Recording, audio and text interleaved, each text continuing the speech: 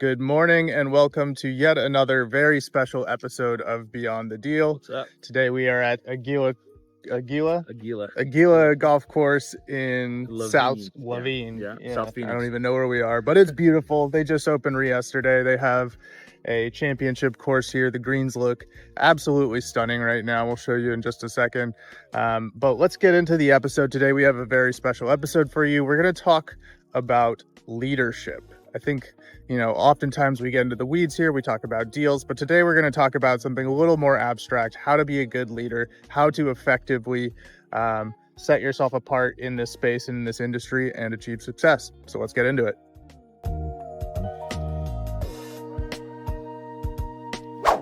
What's going on, guys? It is a beautiful Tuesday. We are in Laveen, Arizona. It's like southern Phoenix. Look at this. Look at this beautiful golf course. It's like 7 a.m. We're shooting a podcast.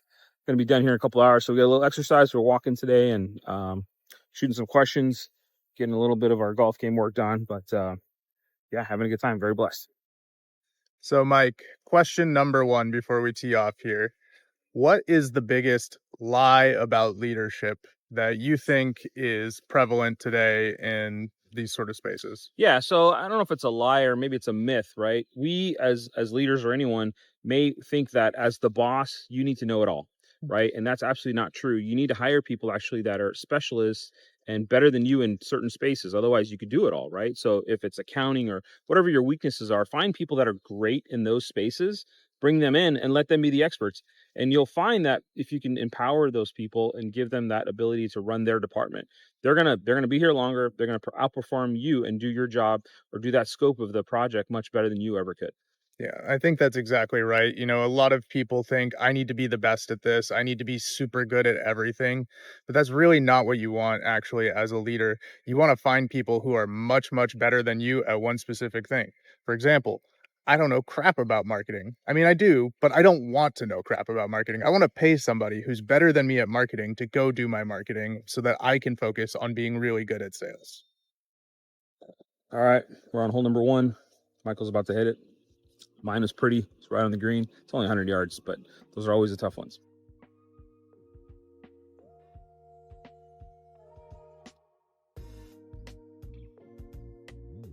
Looking good.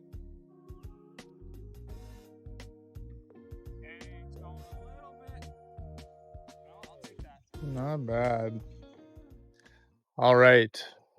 This is a par 3 only course, but we starting off strong. We both just nailed it, got par on the first hole. So off to a strong start, Mike. Second question.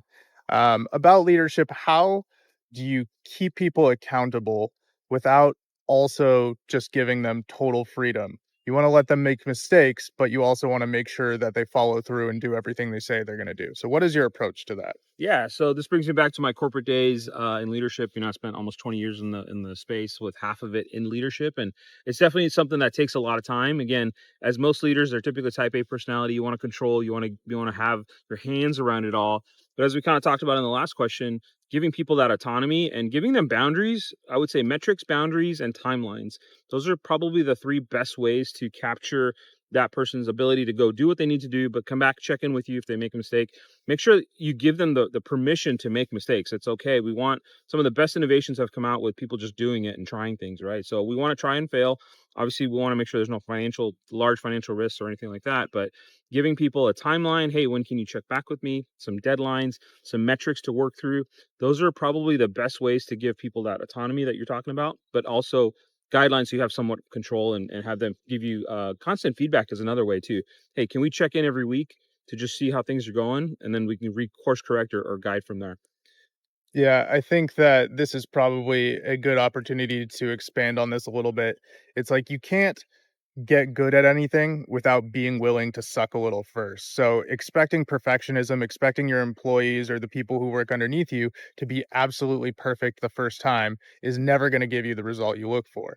But if you give them the freedom to screw up a little bit without fear of losing their job, then they will get better and improve. Let's add one more thing to that. So the way you can demonstrate that is, I always believe in, showing your people what you're doing. So they say walk the walk or talk the walk, walk the talk, Well, right? walk the talk. Yeah. A little early, no coffee yet. But if you can show your people, hey, I'm willing to take a risk, and it's okay to fail, then you're going to give them lead by example, right? Give them that opportunity to also try things. I think that's a good way to grow your company.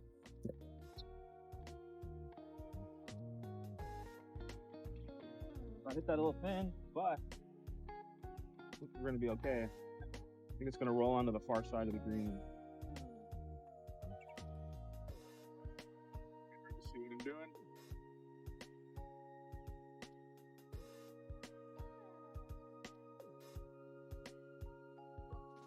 All right, Mike, tell me about a time that leadership actually failed for you, or maybe, you had a little bit of a learning lesson, something to grow through an experience in leadership. 100%. I would say it came down to hiring people. Sometimes people give the best interviews and they fit certain check boxes that you want, right? You're looking for maybe some certain amount of experience. You're looking for maybe a geographic benefit, some background, etc. And so you hire that person based on that interview, right? Or that time that you spend with them, and quickly realize that maybe the core value piece that you couldn't quite extract doesn't meet your core values. And so one of my examples is somebody that didn't have the integrity that we thought they did. And again, these are things you learn along the way, is you don't always make good hires. I think maybe it's if you're batting 1,000, you're doing really good, but most people probably in baseball, right? If you're batting 300, you're doing pretty good. That means 3 out of 10 were fantastic. So I've had some tough hires, integrity issues, being honest, right? And then the other one, the biggest one, is probably teamwork. Sometimes you have these really great A personalities. They're fantastic self-performers, individual performers, but they don't work well in the team. And if you're trying to create a team environment, you need team players. So I would say that's sometimes a challenge, is those personalities, those behaviors don't always get flushed out, and you got to make a decision. And unfortunately, we've had to let people go that didn't meet that criteria. And this in its own way also extends to business partners, right? In kind of relation to what we do now, if you get into a real estate deal with somebody, you're basically getting into a 5-year marriage. And you want to make sure that that person is somebody that you want to stay in business with for 5 years. And we unfortunately have had experiences where people were not who they thought they were, and we didn't vet hard enough in the beginning. We didn't do our homework, we didn't do our research. But that core alignment of values is really the most important piece here, about, is this somebody who will make the same decisions that I will make if something goes sideways? Yeah, and just to add to that, right? And I'm glad you brought our business into it. To your point, we've been married now to several partners on several deals, and I think if we had a checklist of which ones we do business with again, It we'd wouldn't be know the pretty same. good, Yeah. right? It'd be pretty aligned. And that's tough, because when you go into a deal, when you're buying an apartment complex or whatever new business, there's all this excitement, right? And all the things are going good. Well, what happens when things don't go well, right? And this is, unfortunately, you start to see people's true character when things get really tough, and either they go quiet, they start disappearing on calls, or there's just no response, no action. That makes it really tough, and it shifts the responsibility to us, right? Yeah, absolutely. All right, hole number 2, $170 right now. Oh, God. Mike for par again. Oh, a little long. Nope. All right, we are on to hole number 3. Yeah, there we go. Hole number 3. Nope, this way. Let's go this way. There we go. All right. Ooh, now the sun's really blinding me. First of all, Michael, are we not super lucky to be playing golf right now? This is fantastic. This is amazing. Let's talk about the next question. So, in your team, what's one characteristic of a team member that you absolutely cannot permit, allow? Tell me a little bit more about that. Yeah, this goes beyond just a team member. This is something that I try to actually look for in anybody in my life, in all my interpersonal relationships, and that is making excuses. I absolutely cannot stand it when people don't take accountability for their actions. I would so much rather somebody say, yeah, I messed up. Here's what I'm not going to do next time, and just own up to it right away, than say, oh, this happened and this happened, this happened, or so and so did this. And absolutely, just 100%. The moment I start to hear an excuse, my brain's just writing that person off right away. That's a great point, man. So taking accountability for what you're doing, even if you're gonna, not be correct, make a mistake, own up to that. It's a big piece. Lost it in the sun.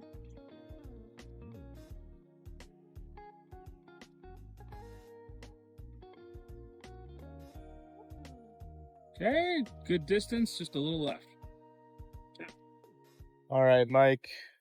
So we're doing okay so far. This is a short par three course, but that means that every hole is about accuracy. So when you have 118 yards, you have to hit it just hard enough and not whack the crap out of it every time. It's been interesting. That's right. Mike, let's ask you a question about culture and systems. So, how can systems help secure a company's culture, and how can systems potentially hurt it? Yeah, it's a great question. So a couple things. Let's talk about how can it help. One, you're creating structure, right? Which means repeatability, scaling. How do you remove yourself from the business at some point? Can it be self-automated? So from a legacy standpoint, from long-term growth and scaling, you can't be the guy that does everything, right? Wear all five hats. So having systems in place allows you to bring other people in, understand those systems, and start to repeat the process and dig in and really create that company now without maybe all parts of you, and maybe you can focus on something else. So that, to me, that's a help, right? That's a great way to keep people accountable, really see the growth and metrics. Where it can hurt you is if you over systematize or only rely on systems where maybe you're removing the human nature piece where, hey, this report says this. Again, I think we can use our own data when we start to talk about certain investors that might fit all the criteria, but maybe they're just not a good fit for our company. Maybe their core values don't align with ours. That's a human touch, right? We Yeah. need that human piece to say, hey, this isn't a good fit. Let's go a different route. This is the classic fine line between startup culture and corporate culture, right? Because the bigger a company gets, the more systems they need in place, but also the more superfluous tasks they can create for people. We've actually experienced this recently with our property management company getting bought out by a much, much larger property management company. And the process has not been smooth. Previously, our employee, our property manager, had the freedom to kind of do whatever she needed to do to get what needed to be done for our assets. Now she's having to spend thousands of hours in superfluous meetings, writing reports, little trainings that they're trying to make us pay for, all sorts of little things that have actually contributed to hurting the productivity of our assets. Yeah, that's a good point. The administrative reports, right? I need a report done. I need this. That is a issue, a uniform issue across all companies, large corporations, small businesses like ours, that can really hinder the growth and performance. And you take a person that we have that you're talking about, our PM, who's, I would say, a little old school, not great at reports, but can roll up her sleeves and go, for us, lease units. And if she's got to sit in the office and take care of reports, she's not taking care of tenants. She's not able to drive revenue, which again impacts the bottom line. All right. We're on hole number 4. 105 yards, give or take. We don't have a rangefinder today, so we're taking some guesses. Looking good, a little thin, but might be just a hair long. Ooh, hey, that was a nice straight shot. So, as we're walking to find our balls here, I was just thinking about how golf is really a sport of you versus you at the end of the day. It's you versus your own mind. So, Mike, how do you like to lead by example? How do you control your own mind and your own behaviors when you're effectively being a leader? Yeah, so there's a lot of mindset to it as well, right? As a great leader, how do I show my team and encourage them to do the things that they need to get done? Thinking back to our sales world, we always focused on big customers, small customers, and what could I do to help support those customers so my team can see that, hey, he's not just leading from an ivory tower saying, hey, go get this, go get that.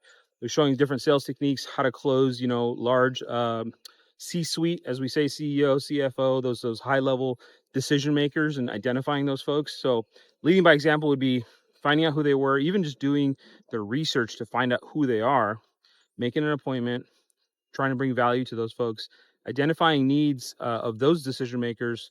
Because in my old space, sometimes the people that wrote the checks were at the very bottom of the company, right? They were purchasing agents, as we call them. They needed supplies, but they were just told to do the job.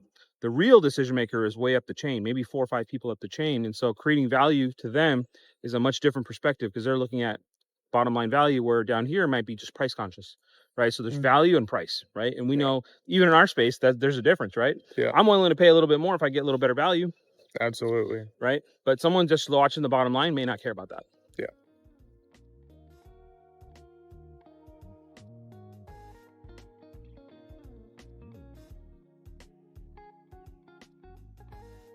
Same shot.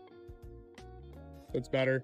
Hey, really quick, thank you for watching this episode. I wanted to interrupt for just a second to let you know that if you have ever considered raising capital for real estate deals like I do, my course is now on sale for just $250. That's right, lifetime access for just $250. You get access to all the scripts, all the processes, all the tech, all the marketing. I will teach you everything you need to know in my video course. You can use the link below to check it out. You can hear testimonials from other students. Most of my students are raising an average of 500,000 in their first few months. Some of them have raised 1.5 million. All right, so if you've ever considered doing this, go ahead and click the link below. And if you are interested in one-on-one coaching, that is also something that we can talk about. You can book a call with me. All right, let's get back to the episode. All right, Mike. So talk to me a little bit about how do you know as a founder or CEO when you should actually bring in outside leadership, somebody else to manage your people? Yeah, great question. I can pull some examples from my prior life on both sides where we brought in outside leadership, and when I was the outside leadership that was brought in. I think the common thread there was understanding the current state. So, meaning if you are a new leader coming into a new space, before you start enacting changes and start demanding things to move a different way, even though you know those are probably the right things, the way to get buy-in from your existing team is really to put yourself in their shoes, shadow them, spend 3 months understanding the business, meaning what do they do, how do they do it. And I think one of the worst things that you could say is, back in my company, this is what we did, right? It's just a great way to get people to turn off and not be interested in what you're doing. But once they see you really trying to learn from them, get feedback and understand, and then start to propose maybe tiny changes, they start to give you that trust. And then once you have their trust, then you can go, right? Yeah. I think also, as any organization scales, at some point your time is the bottleneck, right? So maybe you have been the manager of marketing, but now you've got 20 people underneath you, and there needs to be at least one more level in between them. So you can manage that one person, or you can manage two people, and then those two people can go manage another 10 people, That's right. right? So you just kind of need to think about how to scale and how to delegate your time effectively. Yeah. And it goes back to that first question we brought in was, what are the things that you're maybe not so good at? Right. So Right. we'll take some of that self-assessment to say, I am terrible at accounting. I need an accountant manager, right, to come in and run our books and do a better job and keep us, profitable and protected.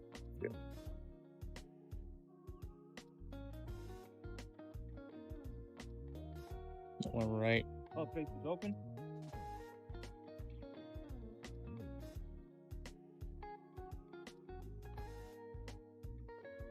All right, Mike. How do you make sure that your team stays motivated when money isn't necessarily the main driving force? Yeah, this is great, man. I think about team events and building camaraderie so that there's a greater cause. So understanding people's goals, right? You talked about, hey, business drives revenue and profits, and it's not always about money. So what can you do to keep the team motivated and keep them moving? I think it's really getting them together, go do something that's outside the business. Right now we're golfing, which is somewhat intertwined to the business, Yeah. but it's still we're having fun, right? Getting to know each other. If you got a new team or you're building, just long-term growth, get outside, find a something that you guys are all passionate about and go do that. And don't talk about work and spend a day or two just doing that. You'll start to build trust with those people. They'll internally be motivated to do more for your company and for the company than it would be if you just said, hey, let's just always focus on business. Too many of the retreats that we went to, we always had to intertwine some business. I totally disagree with that. I think if you're going to do it, go have fun. Don't talk about work. Have a great time, and you'll build trust and camaraderie. And I think that leads to motivation down the road. Yeah. There's a really, really good book called So Good They Can't Ignore You. And in the first chapter of that book, he actually talks a lot about workplace satisfaction and how it has very little to do with being passionate about your work, and how it has so much more to do with the social structures, the autonomy, and your coworkers. You want it to be a place where they feel safe, they feel respected, they want to be there every day. It doesn't mean they have to be passionate about accounting, right? But they enjoy going there every single day. Awesome. All right, we're getting ready to wrap it up here. Another great day out in Aguila Levine. It's a good day. It's beautiful. Michael's about to hit it into the hole. Let's see. Hole in one. Let's see it.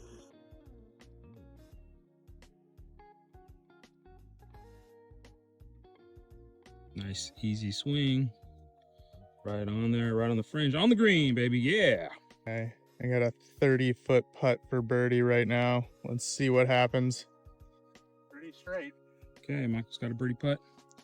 It's like 35, maybe 40 feet. It's a beast. but he's got this.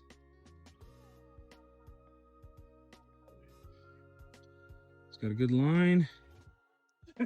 Not enough juice. All right, Mike, last question of the day. We're on hole 9. It's finally 165 yards, so I can actually hit a 7-iron. Now, as it relates to the post-COVID world, right? Everybody is remote right now. In fact, all of our employees are remote. Most of our business partners are remote. So how do you effectively lead when you're not actually together in person? And how do you think that affects the camaraderie of the company? It's very tough. That is a huge. That's a great question, by the way, and it's definitely changed. And I think depending on your generation, right? I'm an old guy. I was all about in person, shaking hands, spending time together, and I think you can still do that. You have to obviously scale it down a little bit, but spending time with people in person, to me, nothing beats that. But if you're doing Zoom calls, you got to find a way to, connect over metrics, but connect about some personal stuff. It's going to always come back to that human connection. My wife actually works for a fully remote company. And Mm, what do? A couple times a year, they get together, right? They get yeah. together and they at least have one point of contact where you can see somebody outside of a screen, right? Because you just don't know. Does that person actually wear pants or no? Like, oh yeah, they're actually Usually a I good human, don't. right? So I think there's the human connections is the best way. And sometimes in our business, what do? We go do property walks, Yeah. right? We meet those partners. We try to schedule dinners. Our employee, she's in the Philippines. Yeah. We may not ever meet her, Yeah. right? But we've gotten to know her really well, gotten to see her family, and at least virtually. And Mm, so that's just the way to spend more time, maybe outside of not talking about business, right? absolutely. Getting into them personally. That's a wrap for today's episode of Beyond the Deal. I hope you got some valuable insights that you can apply to your own investing journey. Now, if you've enjoyed this conversation, do me a favor, hit that follow button, leave a review, and share this episode with somebody who you think could benefit from it. It really helps the show grow and bring on even more incredible guests. If you want to go deeper, make sure to follow me on your socials. You can find the links in the show notes in the description below. Thanks for tuning in, and I'll catch you next time. Until then, keep going beyond the deal.